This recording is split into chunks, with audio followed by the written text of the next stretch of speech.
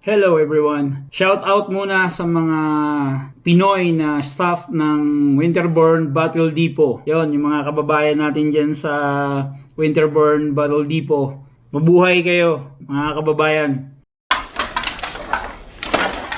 Hi guys, kumusta? Samahan nyo kami na magbinta ng kalakal.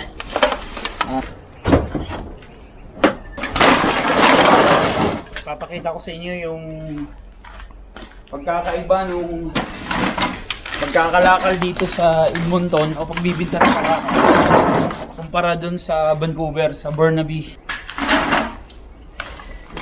Yan, may mga ipon na kami.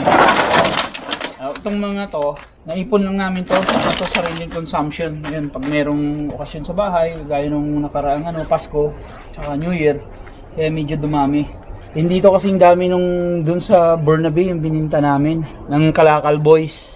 Ayan, 3 bag lang yan. Baka hindi pa umabot ng 20 to, ng $20. Pero yun, titignan natin mamaya. Samahan niyo ako. Ayan guys, na-load na natin yung ating kalakal. Punta na tayo sa Battle Depot. Malapit lang dito yun, siguro mga 5 minutes drive lang.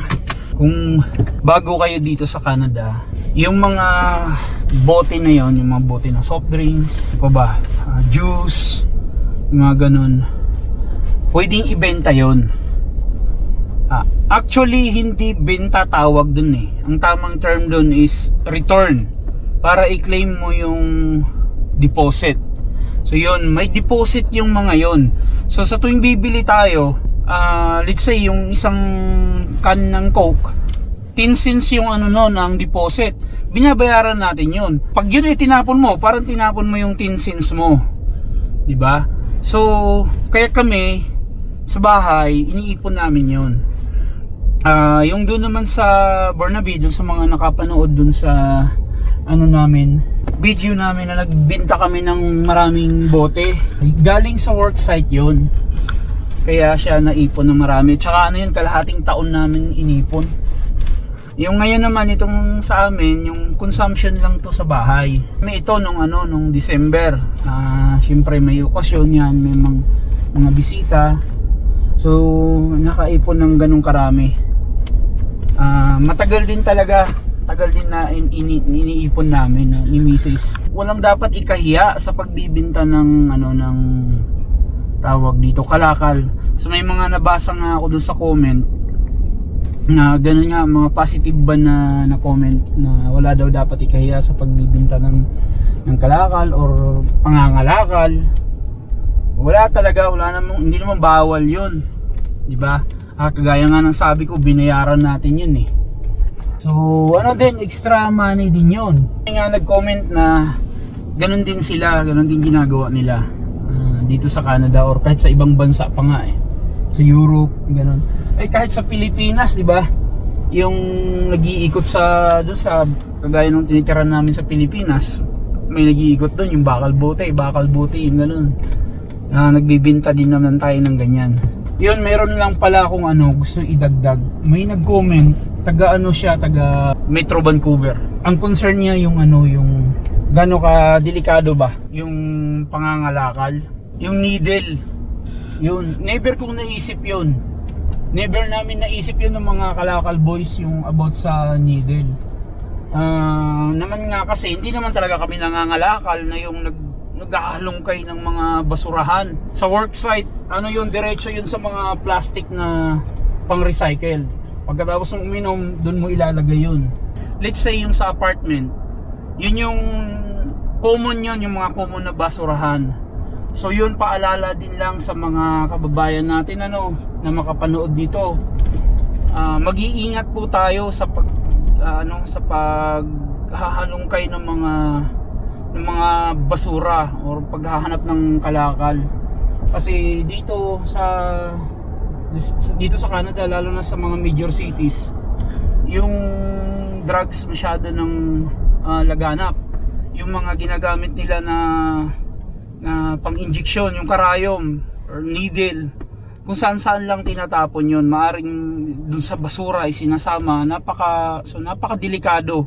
Tsaka marami din mga matatalas na bagay, yung mga lata na nakabukas, mga basag na bote, mga ganun. So mas maganda siguro na magsuot ng gloves, yung cut resistant na gloves, kung sakasakaling talagang maghahanap ka ng mga recyclable sa mga basurahan.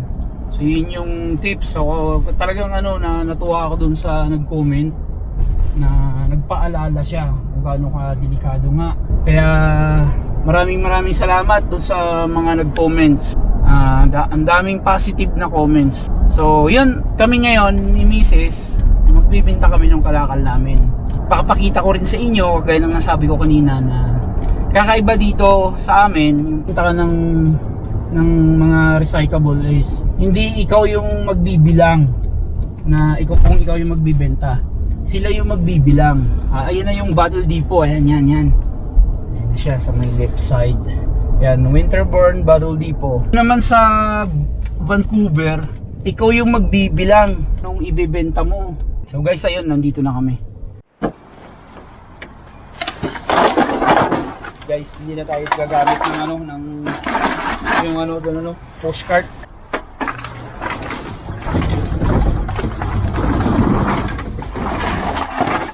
Tayo gagamit ng postcard, konti lang naman.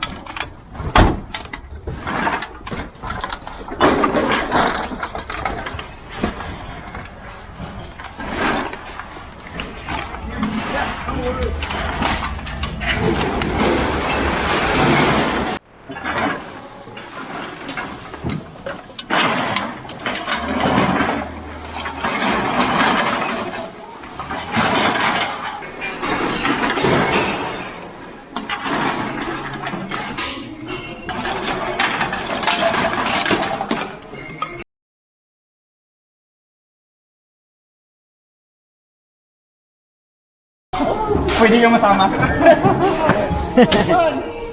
Nag-vlog kasi ako. Kinukumpara ko yung paano magbenta dito sa Vancouver. Sa Vancouver kami nagbibilang. Tinitray namin isa-isa, pinupuno namin yung tray, ang subo ko kanila. Iba yung style dun eh. Iba yung style doon, iba yung style dito. Oo, iba yung style dun. Sabi yung mga kakaiba dito, nagbinta kami dun.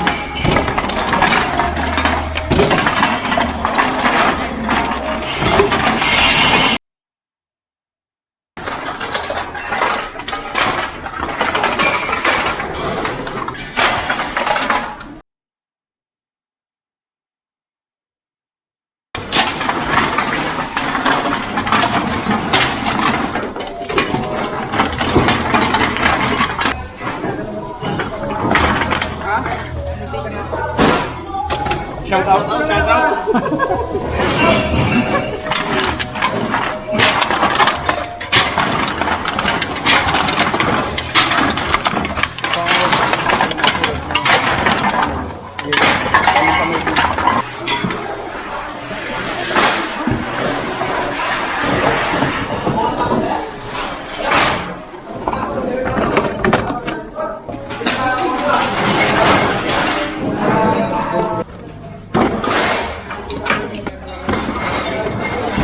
Ayun o. Thank you kuya. Okay lang. Oo.